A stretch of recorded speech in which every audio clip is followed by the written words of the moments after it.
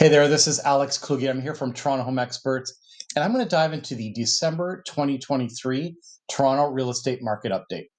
All right, so if anyone who's watched this channel knows what's happening in the market, I actually did get a lot of comments last month, and a lot of people were wondering, like, why am I so negative? And it's not that I'm trying to paint the market in a certain way. I'm just here to report the numbers. That's all. That's my job. My job is to inform you, and I want you to know what I'm seeing in the marketplace, so that helps you be a more informed consumer. There's certain trends that we've noticed, and actually, this past month, so December, we've noticed, maybe the start of something in terms of a shift or a change. I'm not certainly suggesting that the bull market's back and property prices up 15% this year. I'm not saying that at all. But what I am seeing is that the early start of some trends over the last 6 weeks or so that show us that maybe there's some early signs of optimism that are out there. Now, I do have to caution you, I don't want to sound overly optimistic either in this video because I'm not. This is still a very slow market.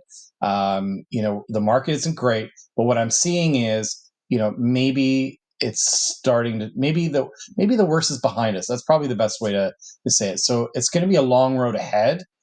And there's a few reasons for that. I still think interest rates are going to remain elevated for a considerable amount of time this year. So that's going to mute things. But there's certain signs that I want to dive into, and we'll start right now. Okay. Well, sales volume. All right. So no surprise when you see this, because if you've watched this last several months, you know that sales volume is at an all-time low. I know December 2023 showed an uptick in sales volume, which is great, and that's one of the early indicators that I'm seeing. Okay, like this is encouraging. Now, there's a few things to think about. Now, I'm comparing this to last December, which was the worst December on record. So we are now the second worst December on record. So it's not something to like parade about or anything like that.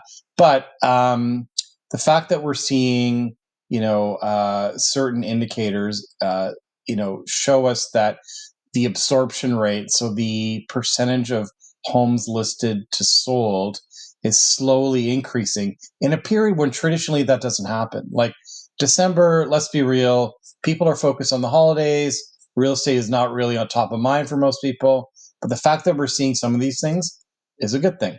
Now, the other thing I want to point out too is that mortgage rates or fixed mortgage rates have decreased by about 1% over the last 6 weeks. That's a really good sign. I mean, yes, they're still, very elevated, relatively speaking, to where we were, a few years ago. But the fact that we're seeing, fixed rates come down a little bit, that's an encouraging sign. I still think we have a ways to go. So that's, I think, providing a little bit of buoyancy or renewed sense of optimism for certain buyers. Okay, so new listings. So actually, back on sales volume, and I said this last video, so I'm not going to spend too much time on this. Like, sales volume was the lowest in the last 21 years. Not a surprise, and it's also by like a significant gap. I'm talking about for the whole year. 2023 was the lowest sales volume by a significant gap.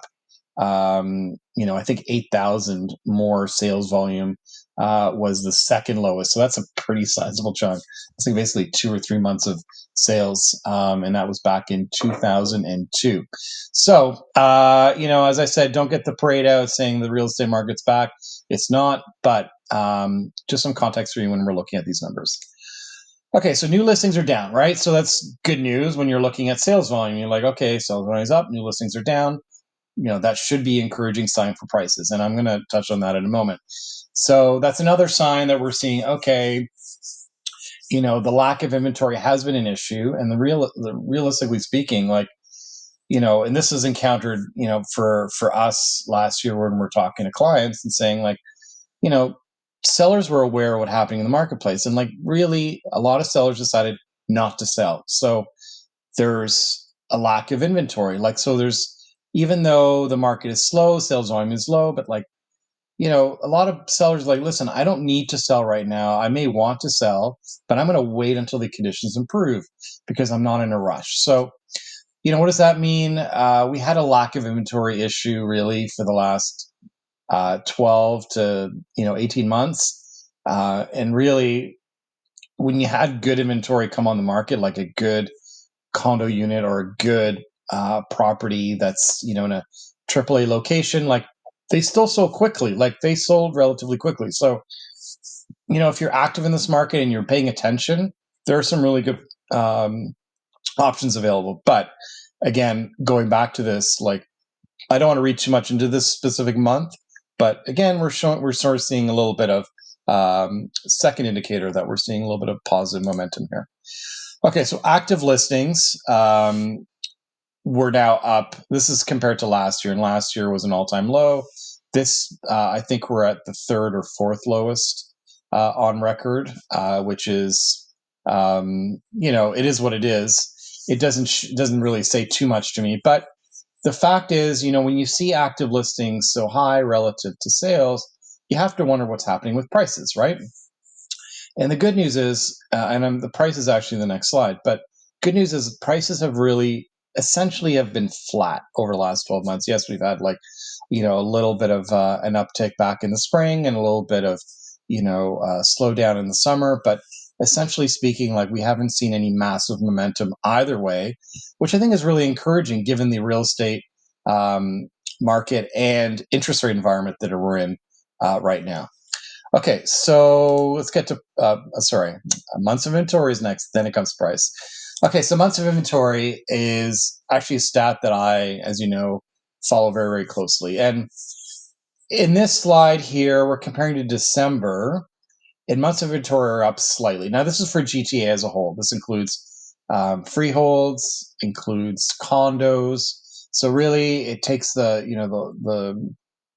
market in as a whole to sort of tell us where we are. And this is telling us that we're in a, tilting towards a buyer's market, like, call it somewhere in between balanced and buyer's market. This is the market as a whole, right? So like each individual neighborhoods are behaving differently. And, if you want to know more about your neighborhood specifically and what's happening there, reach out to us. We'd be happy to provide like a similar level of analysis for you, just so you know what's happening. But back to this now, month of inventory. I like looking at it as a trend. And part of people were saying to me last month, like, why are we so negative on condos? And it's not being negative. It's like months of inventory was rising rapidly for condos. It was just basically starting from September all the way to November. We kept seeing it climb and climb and climb, and so that's showing that more units are coming on the market, fewer are being purchased, and so inventory is rising. Now, one thing that I've noticed for December, again, this is just 1 month, that we saw a decrease in months of inventories for both condos and houses. Not something to parade about necessarily, but a slight decrease in December is actually not a bad thing. Not what I would have expected, right? Because you see momentum climbing for months of inventory. Typically, December is one of the worst months for that in the calendar year. And so houses, we did see a bigger decline in months of inventory versus condos. Like condos are very minuscule. So, but again, it shows that maybe the worst is behind us, and maybe we're starting to see some encouragement. And some of the commentary that we're seeing, by the Bank of Canada, the newspapers, and so forth, like, hey, like this interest rate environment that we're in isn't necessarily going to be like this forever. Economists are forecasting rate cuts mid this year. So we'll see. Some of the economic data that's been released over the last, call it week to 2 weeks, is telling me that maybe we're not going to see rate cuts happen as soon as people want. But, the data is showing that inflation is still an issue. It's not gone away, but it's certainly a lot better than we were even a year ago. So again, encouraging, but I think basically buyers need to be patient with where rates are going, and it's going to take a little bit longer than people obviously hope for. So anyways, that's where we are with months of inventory.